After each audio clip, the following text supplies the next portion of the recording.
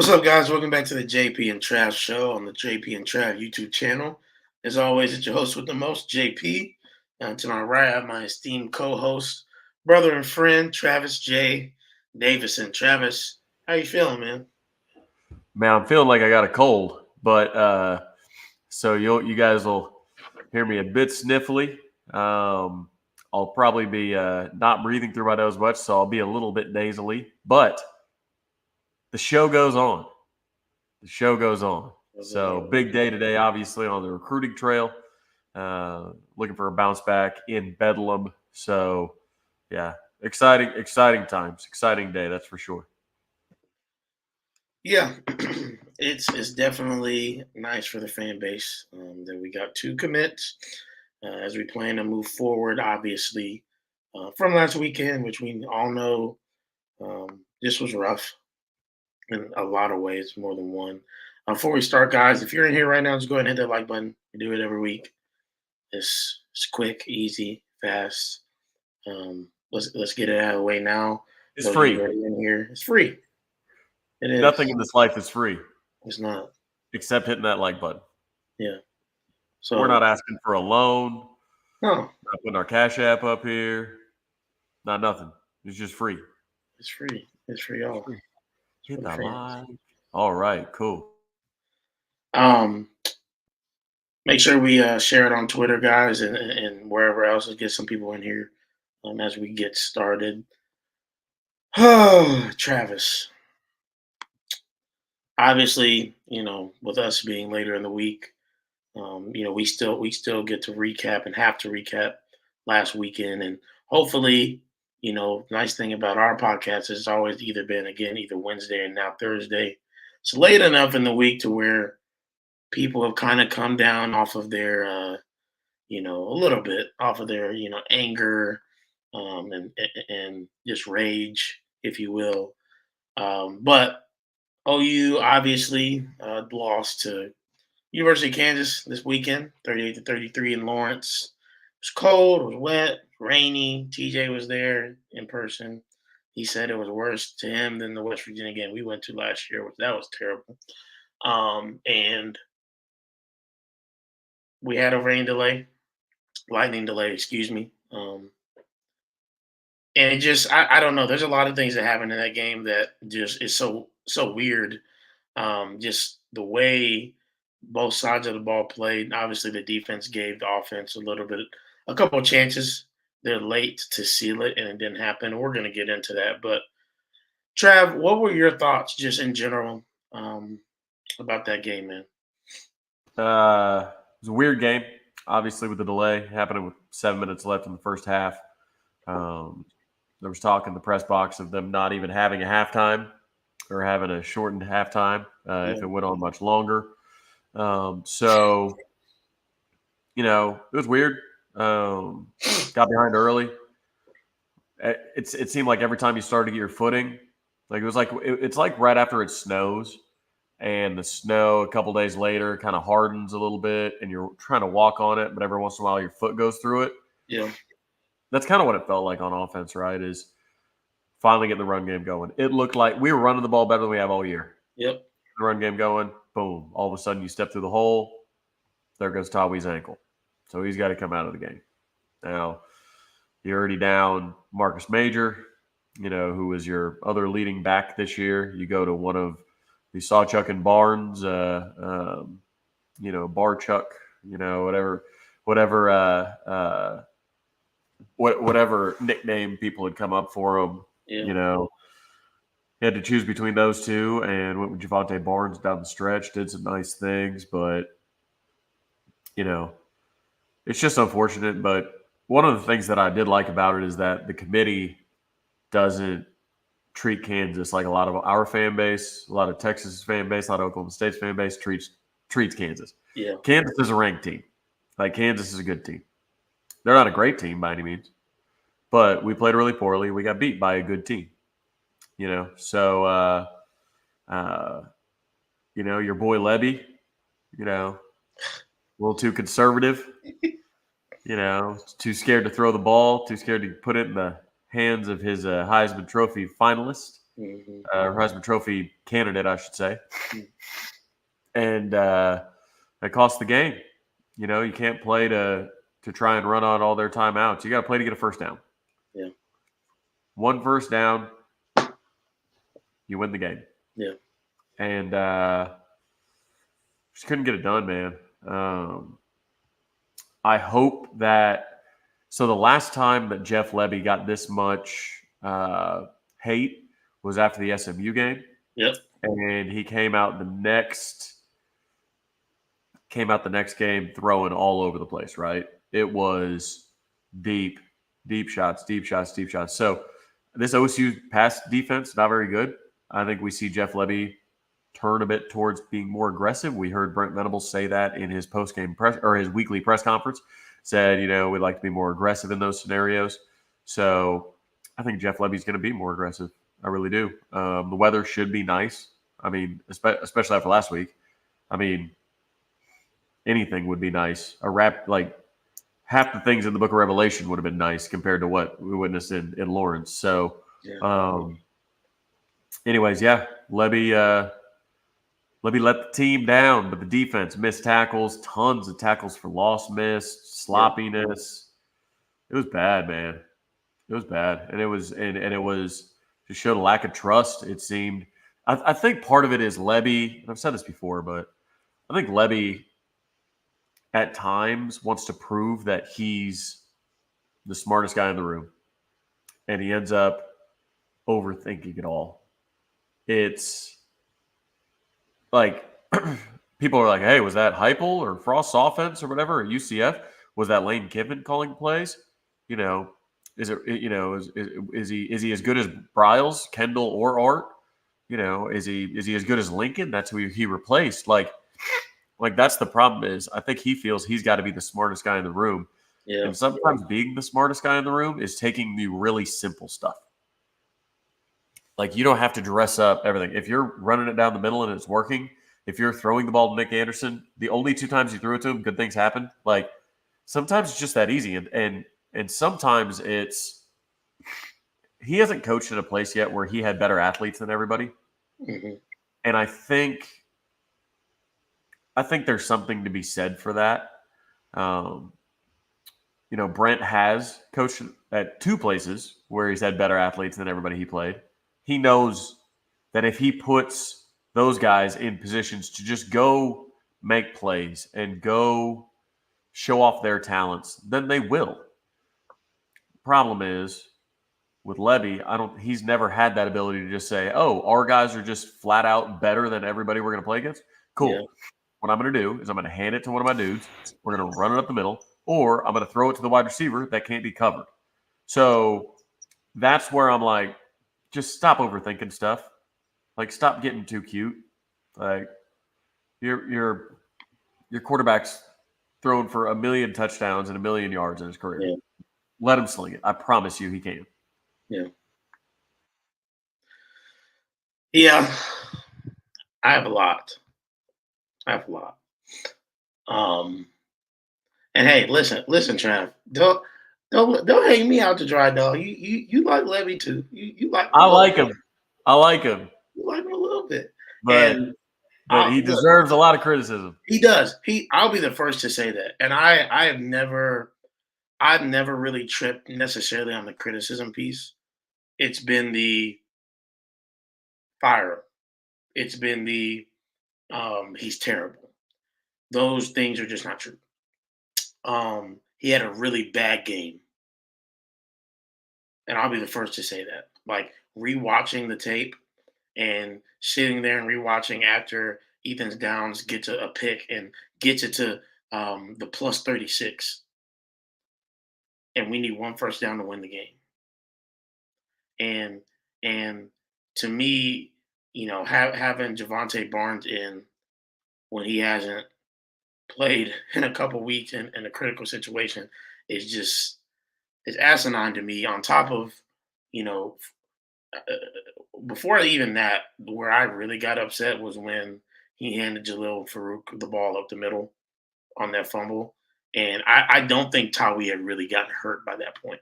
And so I'm sitting over here like you got a running back over there who's gashing them, and we want to get cute and run a wide receiver up the middle for what? For what? And so this is my conundrum, Trav. Is like we have people saying like in the comments saying, it's the stage is too big for him. He doesn't think that Dylan's good enough. That's none of that is I don't believe is true to this point. I think I don't he's think he would messed have gone up. and got him. He's had mistakes, but like again, we're still talking about, and you guys can talk to me all day long about how the Arkansas State and the Tulsa game skew numbers. It doesn't matter. It's still like the offense is still a statistically top 10 offense, and you cannot say that a guy has no clue what he's doing when there's an offense in the top 10. You can say that he's inconsistent and maybe you don't love his play calls all the time, and maybe he got a little arrogant, and maybe he's stubborn. Those are all things we can say, but we're not going to sit here and say he can't coach offense. A guy who can't coach offense is whatever the coordinator's dude or name is at Iowa that just, you know, is saying he's going to retire. That Fair. guy can't coach offense. Iowa would change coordinators with us in a heartbeat. I get that we have a large expectation here at Oklahoma, but like let's be real. And I'm being all the way around. Like we can be real about that, and also be real about Jeff Levy screwed us on Saturday because he decided that he wanted to take the game into his hands instead of seeing what was on the field and making the right play calls. He can do it. We've seen him do it. He carved up Iowa State for 50 points. Iowa Yeah. State is way better than Kansas.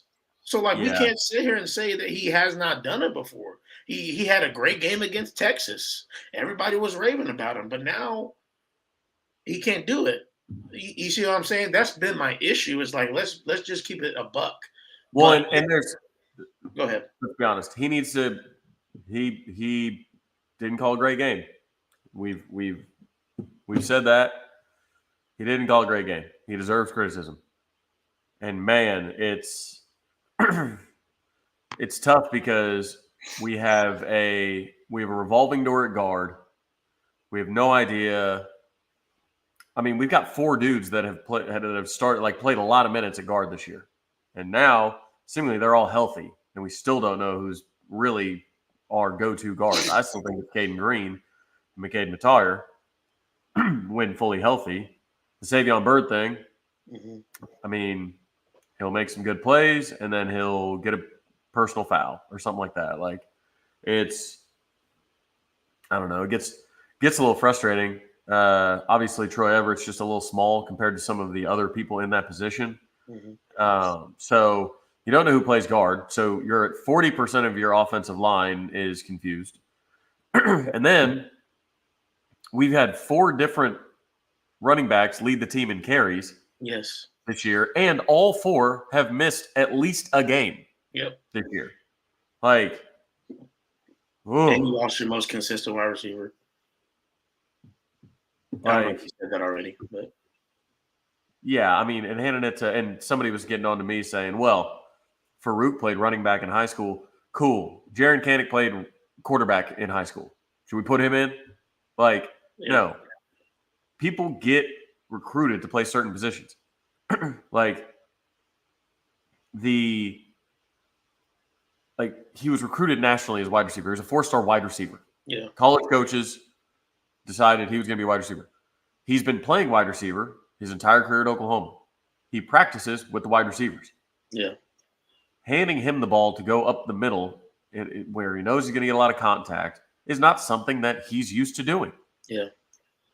Like, you talk about jet sweeps. Run it with that guy if you want to hand the ball off. Yeah. But Jet says Bill and DeMarco playing musical chairs is not working. I think a lot of that is they don't want to. Like, who's been the best back so far? Tawi, right? All right, well, Tawi got suspended for mouthing off. And then now he's hurt. Like, Marcus Major, he was running pretty well. Well, now he's hurt. Like, Gavin Sawchuk, hamstring in fall camp, he was hurt. Javonte Barnes misses like a month for being hurt. Guard play. Okay, Savion gets like a concussion. Then you got to move him over. You got to take a left tackle, move him over to guard, true freshman, at Texas to go play guard. And then on the other side, McCade has a high ankle sprain against Texas. So now what do? You got to move Troy Everett over, but then Savion gets healthy, so you got to move him to right guard. Like, it's not that the coaches are drawing straws at each practice and saying, "Hey, whoever has the two shortest straws gets to start this week." We've been injured like crazy at running back, and we've been injured like crazy at guard. Yeah. And that is what it is. Now, could you get onto them for not having better depth? Maybe. Sure. But when you don't have good, consistent guard play, it is really tough to run the ball consistently. Really, really tough. So, I mean, even going into this game, I don't think Matar is fully healthy. But, I mean, he's going to be your best option. I don't know, is Tawi's not going to be 100% healthy. I know that much. Like, Marcus Major didn't even travel with the team last week, so he's not going to be 100% healthy. Like, I don't. It's tough because you can say that, oh, they're playing too many. They don't have any options. They got to play who's healthy. Yep. So that's the issue. Is it's been musical chairs because somebody has a gun to their head playing musical chairs. It's not because they're doing it for fun. Yeah. And listen, if anybody's, I'll just be real. If anybody's earned the benefit of the doubt on this staff is Bill Bedenbaugh. So like I get it, you know. I feel like we end up having these conversations about Bill because of inconsistency with the lines, but a lot of times it's again, player execution, and that's my other piece I was going to get to is not this game, you know, and certainly there were some execution issues, but like the other games where people were a bit pissed about Levy, besides SMU for me this year, every other game I feel like you could look at and say like, while there were maybe a couple play calls you maybe didn't like, there were also plenty that were wide open, should have been touchdowns, that should have been this or that if they were blocked up correctly, if whatever else. I mean, even Trav, even on Saturday at what was it, like 14 seconds left when we were on the 30, if our freaking first round tackle doesn't get beat on the right side, Dylan's probably hitting Jalil in the corner of the end zone for a touchdown and we win the game. But plays like that almost always don't happen because of execution, and then we get mad at the offensive coordinator. Again, I'm not talking about Saturday. Saturday, yes, it's on Jeff Levis. I mean, other games there has been just execution issues, and like you said, you're shutting people on the line. You don't have a running game because you haven't found a consistent back, which you can theoretically say that's on the coaches because it's their responsibility. But ultimately, like, how can you as a coach find consistency in play calling, find consistency in this if you can't even have it on your line, if you can't have it on your backs hitting the correct hole and doing this or that? Like, it's a microcosm of a bunch of things, and I think sometimes the fans forget that. They forget those pieces. I agree. Continuity along the offensive line is going to have to come with Bill Bedenbaugh trusting his recruits. Because keep in mind, Jacob Sexton would have started at left tackle had he not screwed up his knee all kinds of different ways, tore his ACL in the Cheez-It Bowl. Yeah. So you would have had Jake Sexton starting at left guard or left tackle. Left guard still probably would have been Savion, but you know, now we know Caden is good at that position. Yeah. I mean, at a certain point, you had redshirt freshman at left tackle, true freshman at left guard. Like, now you get Jake Taylor on that other side. You know, you get Logan Howland, who I was talking to one of the players after the game, and he was like, the only guy that never misses a scout team rep is Logan Howland. He said everybody else needs a break. Everybody else, this, that, and the other. He said, we run play all week. He said, offensive line, Logan Howland. Keep in mind, this was a kid real tall, like kind of prototypical tackle, but came in light because he moved from tight end. He was up in Pennsylvania. So I think with Bill Bedenbaugh, I think he's going to get off of relying so heavily on transfers, because I honestly think, and I know this is going to sound like sour grapes, and call me out for it if you want. But like with Benny Wiley, you could not develop offensive linemen because you could not get them to be strong. Like I said, I was told by a bunch of offensive linemen that there was only one offensive lineman who could bench over 300 pounds. We got linebackers that do that regularly now. Like, and that's a big problem. And the biggest problem is that it was Bray Walker and he couldn't get on the field. Yeah. So, I mean, you're talking about guys that have been there for years in a college strength and conditioning program, offensive linemen that can't bench 300 pounds, and now all of them can. Like, I think part of the reason that like Bill Bedenbaugh had to rely on transfers because Walter Rouse had been in a strength and conditioning program for 4 years that was better than Oklahoma's. Yeah. You know, like getting Schmitty back is only going to make the offensive line better, but also the offensive line recruiting. Grant Bricks, who knows where he ends up? I'm not going to waste my time on that. But that's a guy, he loves Schmitty. And that's a guy who could play as a redshirt freshman, true sophomore, something like that.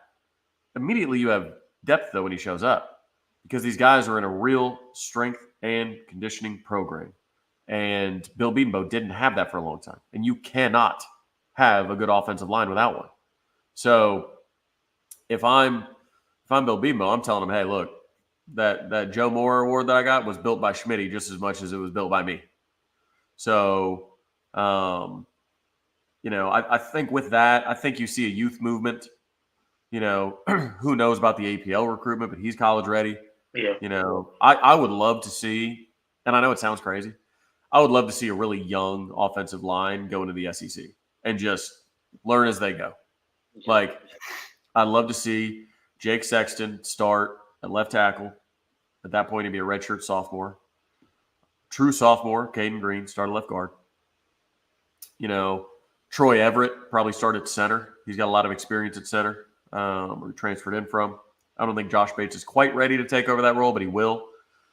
And then at the right guard spot, let's see Jake Taylor or Savion Byrd. He's likely still around.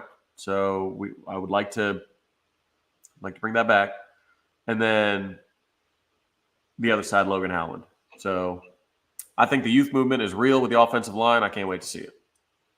Yeah. And then let those 5 guys play together for years. Okay. We basically did if Caleb Williams didn't pull that, Kenny Brooks got it. You know, let's be honest. But yeah, But that's the thing. Like, Kansas is ranked. Yep. Muleshoe had worse losses than that Kansas team that we just got beat by. But OU fans, rightfully so, absolutely rightfully so, see the word Kansas and go, oh, God, we're a bunch of bums. Or they're a bunch of bums. Been 30 years. And it's really not the case. Like, I get it. I am equally as disgusted that you know, we lost to Kansas. But at the same time, like, Lincoln lost to worse teams than that Kansas team that just beat us. So don't get hung up on the name. Just think about the team. Yeah. Yep. So it just I think that Jeff Levy, just getting back to that point real quick and then we'll move on. He has one more game to do that. I truly believe. And some people believe he may be even heading out at the end of the year. I don't know how true that is or not. But like for me, if that type of game happens again, it's over. Like, well, but the problem is, like, what are you going to do? Fire Jeff Levy? No, you're not going to fire Jeff Levy. Is Jeff Levy going to take a head coaching job after this year? Probably not. I mean, unless Arkansas wants him, which wouldn't. I mean, I know Sam Pittman's seat is heating up for some reason. I mean, I know for what reason, but like they went from we love us some Sam Pittman, you know, I'm not promoting it, but take a cold beer. Like, I mean, they love some Sam Pittman down there. He's crying at the press conference, but they think they can pry Levy. Who knows? But that's the thing. It's, got another tough game this weekend, man. Ranked Oklahoma State, 4 in a row. They beat Kansas State and Kansas. Ollie Gordon, best back in the nation, probably. I'm telling you, I think I will until I'm not going to back down on it. Like, I'm not going to have people sitting up here acting like Jeff Lebby does not know what he's doing and that he's terrible, because that's not true. It's just he wouldn't be in this position. Um, is he inconsistent? Does he sometimes become arrogant and probably not make the calls he should? Yes, because he's a human. Um, but by and large, we still have a very good offense. Yeah, we do. Do. It's a fact.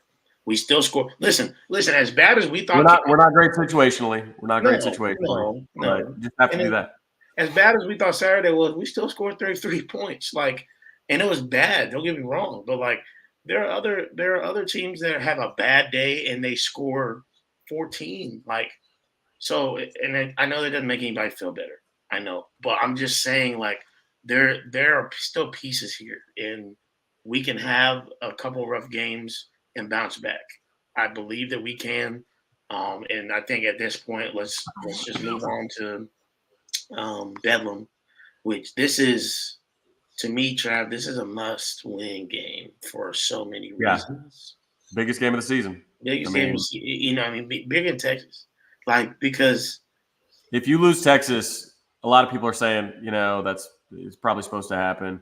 They can still make the Big 12 championship. They can rematch them, this, that, and the other. Like, you lose this game, you're probably not making the Big 12 championship. yep, It would, you would have a very small percentage of doing it. yeah. So you could still go 10-2, but Which that was our prediction anyway. right. But that's going to leave a nasty taste It in is. people's mouths. So, You have, Trav, though, you have to hope that people, like, because I get that. Right? We shouldn't. Yes, we should want to go 12-0, but like, I mean, we were 6-7 last year. Do you feel like will people appreciate the growth, or are they just going to whine and complain about, And again, I'm not saying I'm not advocating that we want to lose another game, because we don't. But if we finish the season 10-2, like, if you had told somebody that after the end of last year, would they take it? but that's the problem, man. It changes. I know. Expectations change when you see the I know. heights that you think the team can go to. So, yeah, 10-2 would be a disappointment at this point. I mean, 11-2, I guess, if you were to lose the Big 12 championship to whoever you play in it. But got to beat OSU. Simply got to beat OSU. I mean, simple as that. Levy's got to get more aggressive. He's got to trust Dylan to go downfield with the ball. You got to let Brennan Thompson take off, let it rip a couple times. Just throw the ball and let him go run under it. You got to trust Nick Anderson, who's probably the best receiver in the Big 12 right now. Like, just trust him to go wing it out there, man. The pass defense of Oklahoma State is not good. Not good. I don't know that I agree with this, but we'll answer questions as we continue. I mean, I think they're the only remaining ranked team on our schedule, and yeah, I don't know. We could still very easily go 10-2. Regardless, whatever. They're the hardest team left on our schedule. Yeah. We didn't even get into talk about the rest. Didn't. I mean, there were pieces in Kansas, but whatever. What do the Sooners need to do to get a dub? I mean, what? Obviously, stop Ollie Gordon. That's number one. That's number 1, 2, 3, 4, 5. That man is on a heater right not now. 6, not 7. You got me sounding like LeBron out here. We got to tackle. Yeah. That case, we got to. Got to tackle better. When you get your hands on somebody, you got to bring them down. Defensive line has to play much better than they did against Kansas. Much. They can go get Dalton Cooper. I mean, that left tackle is talking all kinds of noise. I hope they send all kinds of people around that left tackle. Oh, man. Grace go at it. My best friend's Jeff just sent me a picture. He just had a baby boy. Oh, that's awesome. Congrats, Jeff. Congrats. I mean, I know Pearson is probably our best. Pearson is definitely our best run-fitting safety. So I get why that's kind of a big deal, that we wouldn't have him. But hopefully Key, can go. Billy, obviously, will be in there. You got to hope that Peyton will be a piece of that. I think we certainly miss Justin Harrington in a lot of ways, but I don't know. We'll see. Yeah, Teddy was saying that Oklahoma State's offense is, I wouldn't say simple. I mean, obviously it's a college level offense, but it's not what we've seen the last 2 weeks. It's going to be pretty straightforward for the most part. They could throw a couple wrinkles in there, but the guys are just going to have to win battles. They're just going to have to win battles this weekend. Do they Yeah, want it you more? have to win one-on-one. You do, and you have to tackle Ollie Gordon to the ground. You can't be late because he will make you pay. He will. And if we can contain Ollie Gordon, we have a great shot. We do. Um, again,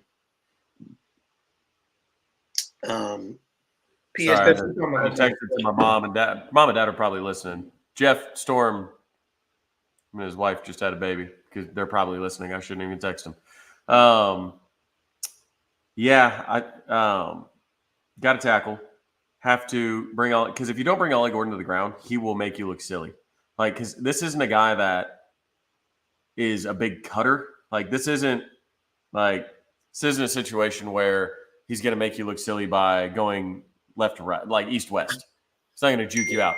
He's going to put his hand into your chest and run you over, or dip his shoulder and hit you. If you're Trace Ford, he might dip his helmet and hit you, according to a lot of their fans.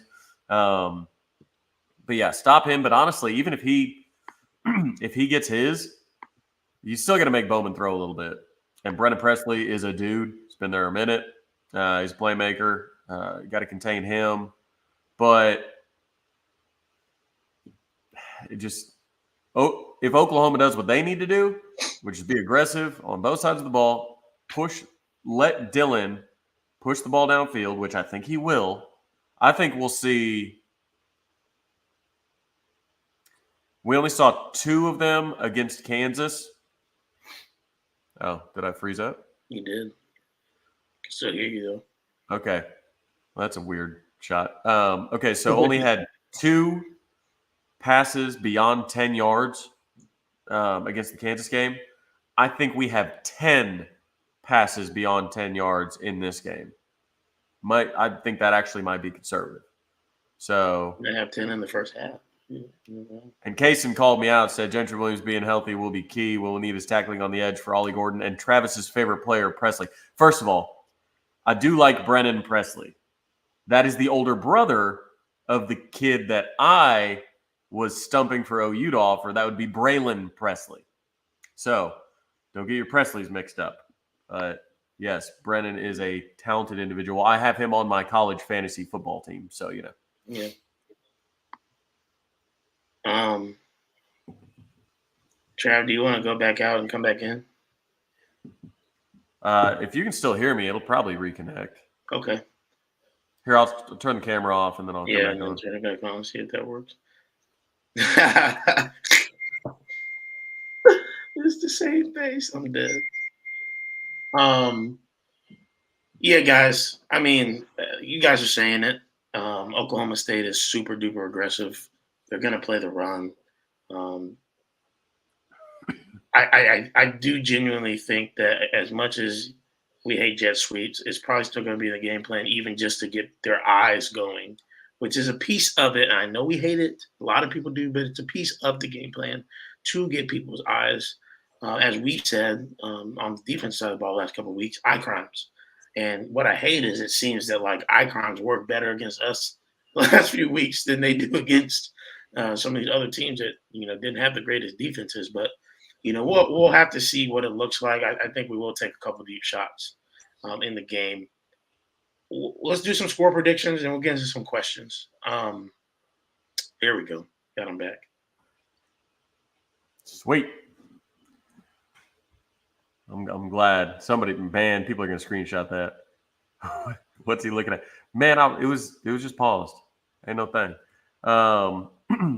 Score predictions? Yep. Drop score prediction, guys. Go ahead and drop it in the chat now. Trav, what's yours? So go ahead, make your score predictions. But once you make your score prediction, go like the video. Yes. Go like the live. Go. Now, Like do it. it. Like it, man. Ooh, people are coming after me about my side eyes.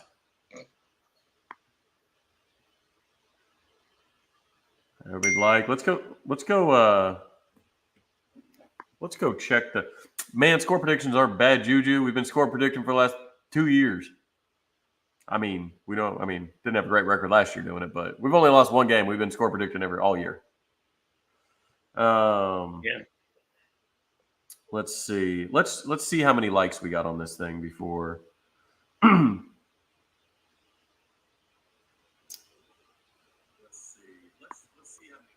Oh, you can hear it. 39. Come on. Come on, guys. There's, Moment of silence for the like button. that's barely half of y'all. It's 36. We're going to wait till 36:30 to restart.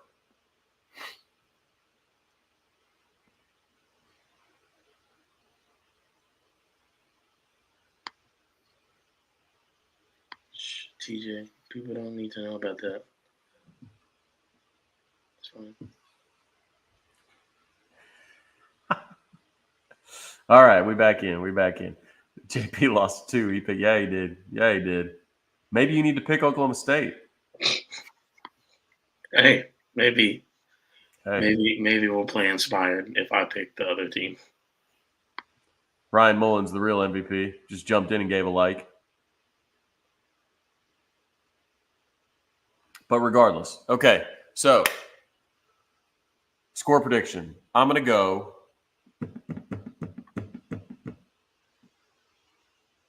I'm going to go 38-31. Good guys. 38-31 good guys, because I think each team makes a field goal. I bet each team misses a field goal too. Just get crazy.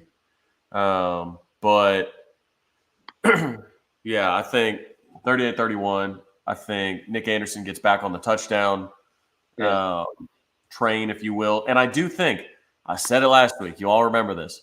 I said this game sets up nicely for Dylan Gabriel to use his legs.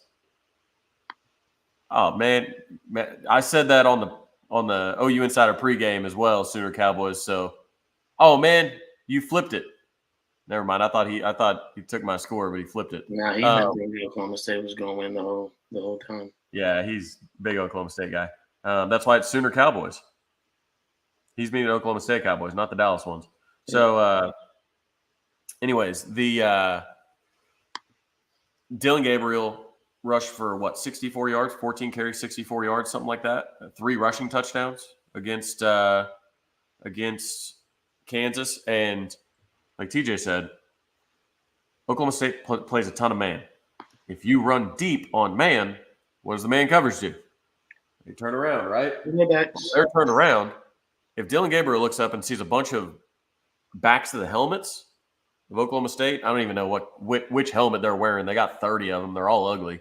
But if he sees black helmets, white helmets, orange helmets, silver helmets, gray helmets, whatever helmets they're wearing, sees the back of those, he needs to take off. Because I think this sets up another Dylan game where he has over 10 carries probably, I hope. And Levy's just got to say, look, man, you're going to have to run the ball. And I think Dylan Gabriel knows that. I think Dylan's a little pissed, and you could tell in some of his press conferences, just kind of reading between the lines, that he wanted to throw the ball more. And I think Dylan's gonna have a huge game. Like maybe best game of the year type game. Yeah. Yeah. I'm gonna go. I'll go 34-27. OU. I think that we're gonna have to hold Ollie probably about 150 or less. Yeah, I feel good about it. I know people are worried about the defense and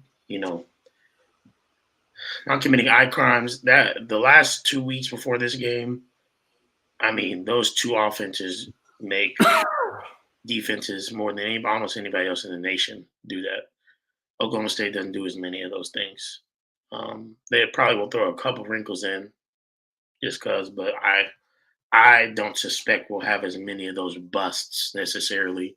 It's just going to be about a hat on a hat, getting to where you need to get, and getting Ollie Gordon down. Truthfully, hopefully making Alan Bone make a bad decision, or just getting to him in general. But yeah, offensively, like you said, hopefully we see a lot of shots, some stuff over the middle in the RPO game, and yeah, Dylan using his legs. I mean, again, it's just gone back to people thinking that Dylan's just not all that good. And while he may not be, I don't think he's going to win the Heisman or anything like that. But he is still one of the best quarterbacks in college football. Whether you guys want to agree with that, or not, he has his limitations, but he has done a very good job this year, and has been a large part of our success. And I believe that's going to continue. Well, and what I like about it is when Levy wouldn't let him throw, he said, fine. There's one of them where he sheds a defensive end and still gets into the end zone through another defender. Yeah. Like, it's one of those where it's like, look, I'm gonna impact the game however I can. That's what I like about Dylan. Keeps his head up, doesn't pout. Even after the pick six, he was ready to throw it. But yeah, I think he has his best game of the year. I really do, and I think Levy calls. I think he calls it super aggressive, and Dylan smiles ear to ear as he's throwing bombs all over T-Boone Pickens Stadium. Will you remind me? Is this a new scheme for Oklahoma State's defense? Did they have a different defensive coordinator? Yeah. So Nardo changed schemes. So they ran one under Jim Knowles. This one's like a 3-3-5 or 3-2-6. I mean, basically what Iowa State runs for the most part. But a lot more aggressive, though. Yeah. I mean, their safeties. Kendall Daniels just wants to hit runners. Yeah. Kendall Daniels in coverage. Like, he wants to come down and just hit. He's got a little bit of Reggie Pearson to him, where he just likes to hit dudes. And keep in mind, Reggie Pearson's going to be out and fully rested for the second half. But yeah, he's a hitter. He'll come down, fill run gaps, run fits, but make him cover. Make these guys cover. The corners don't want to cover. The safeties don't want to cover. Make them cover deep. Yeah. All right, guys. I'm not sure if Peyton Bowen is out of the boot or not. I saw him wearing it on a podcast, I guess, earlier, but yeah.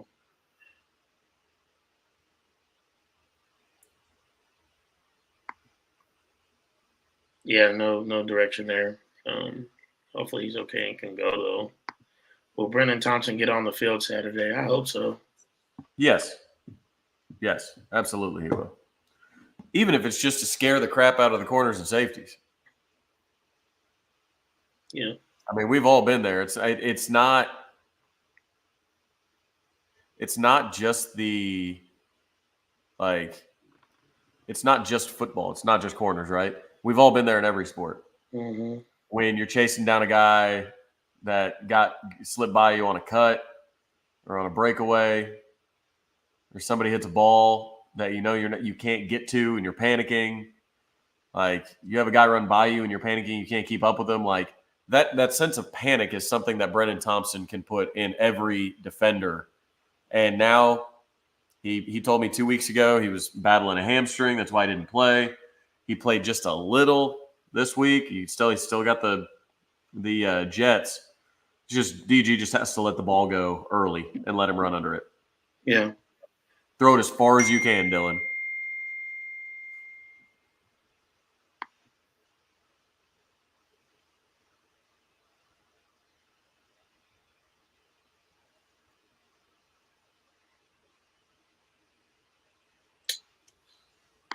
Injury updates, our thoughts on Stutz? Well, it's a pain tolerance thing. He's got to, hopefully he stays off it all week and hopefully he can go. An 80% Danny Stutzman, you'd still take just for the mental side, getting people lined up, because that's part of the problem. Once you put Key in charge of that, or once you put Kip in charge of that, it's like the defense doesn't quite look as sharp because they're not as mentally ahead. I mean, when you take out a Butkus semifinalist, you're going to have some drop-offs. So luckily, Kip Lewis has played well. Cody McKenzie has played well. Jaron's had his flashes, of course. They just have to be sewn up a little bit, man. Yeah.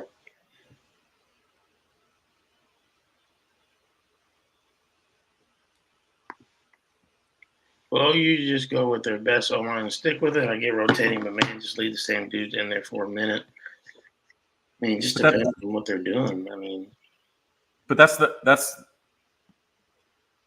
assuming they're not going with their best offensive line and sticking with it is kind of what I'm talking about. yeah. Like, you walk me through what the best offensive line was, because it was Savion at right guard or Savion at left guard, McCade Matire. Okay, Savion gets concussed. Okay, now Savion's out.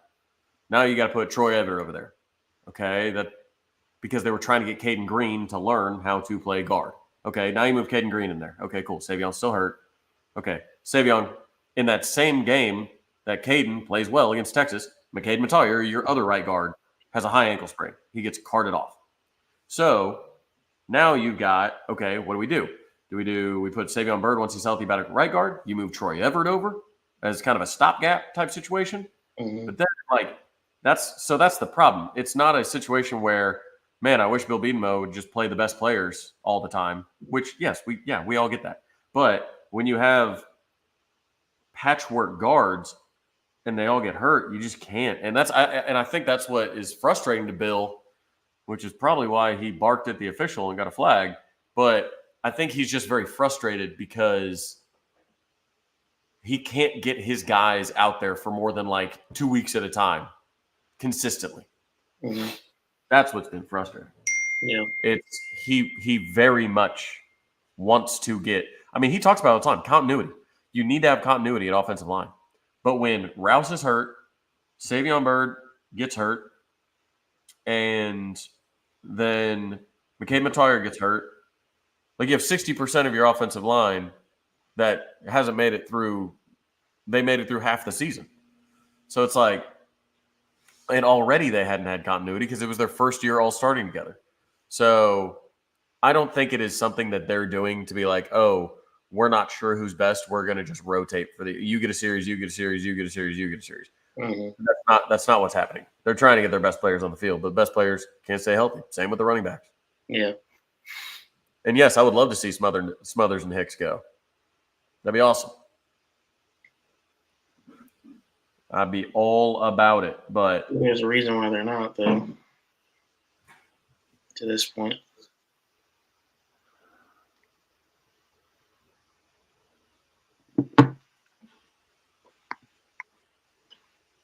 On a scale of 1 to 10, what's your hate meter for OSU? I'm a Tulsa area kid, and their fans trip so much.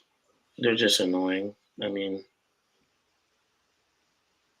it's hard to hate somebody you beat all the time. But yeah, it's an annoyance. They chirp a bunch, but it's the same.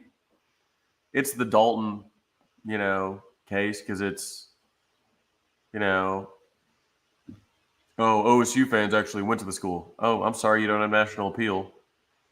I'm sorry you guys aren't good enough to have bandwagon. It's such a self-own. That's what bugs me is they get these weird, oh, you guys are going to struggle in the SEC. Okay, you guys are going to be playing on Thursday nights.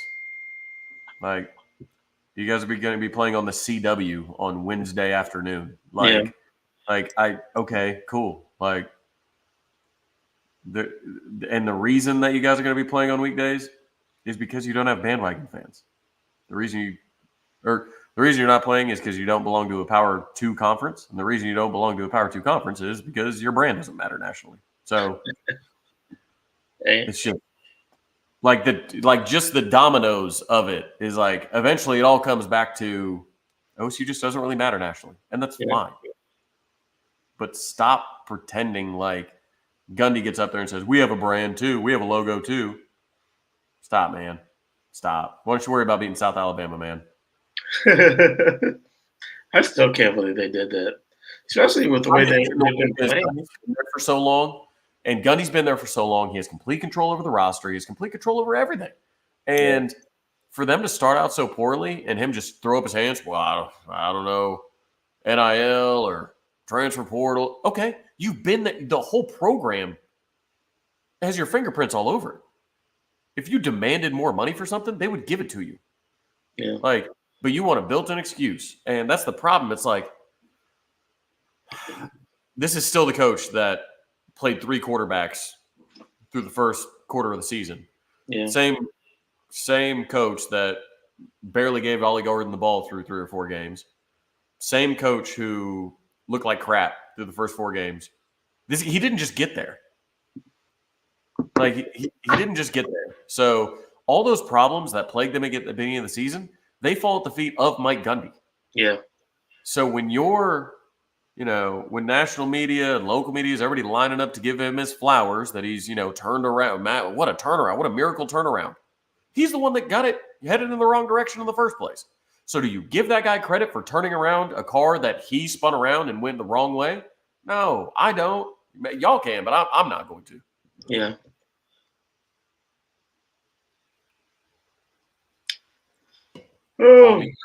Call me crazy. But well, ultimately, yeah, it's just going to come down to this weekend. Is OU going to do what they need to do? Are they going to be who they've been the majority of this year? Obviously the last 2 weeks has been shaky at best, but can we get back to who we have been for the majority of the year? If we do, I believe we win. If we still have some issues tackling and some gaps in the offense, then it may be another tough day. But we're better than Oklahoma State. There's no doubt about it. It's just, are we going to show up and do our job? And hopefully, again, we can stay healthy and get some guys back too. But Trav, you got anything else for the people before we head out? I mean, right now we're out our starting or our leading rusher, our leading receiver, and our leading tackler. Those are 3 people you do not want to be without. Yep. Leading receiver's out for the year. Leading rusher and leading tackler both left the game with ankle injuries. Yeah. So they got to get back healthy. As far as forecast goes for Stillwater on Saturday, Saturday's low will be 48 between 6 a.m. and 7 a.m. for you early riser drinkers, Gunny, wherever you are. And the high will be 71 between 3 and 4. Like that. Dial it up, baby. Dial it up. Down the field. Love it. Take shots. So, all right, guys, we're going to get out of here. Travis is going to go get some rest so he can feel better. And I'm going to try to do the same thing. Yup. I've got the cold. And it's tough because my mom even called me out. She's like, "Did you have a cold?" On radio, I could tell you had a cold. I'm like, God dang it. So I'm going to slam some here's Gunny. I'm going to slam some Mucinex PM, and I'm going to go to bed, and we're going to do it all again tomorrow. Yeah. So appreciate you all for tuning in every week. It's been so fun to do this with you guys. We need to count how many episodes. You need to count how many episodes we've done. It's a lot. It's a lot. Need to go back. But it's been over 100 because we've done it for over 2 years. That's true.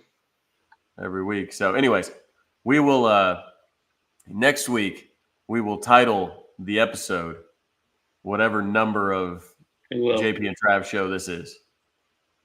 Just because, JP, there's a lot of new games out here, man. A lot of new players out here. It's true. We need to remind them, man. We've been at this. We've been at. Listen, we was one of the first live shows. Out you. And on the OU podcast. See, I'm gonna be real. We out you. We was one of the first ones to be live.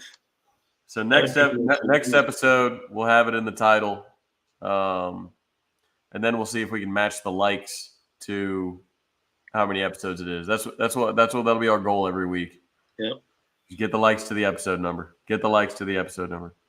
So, all right.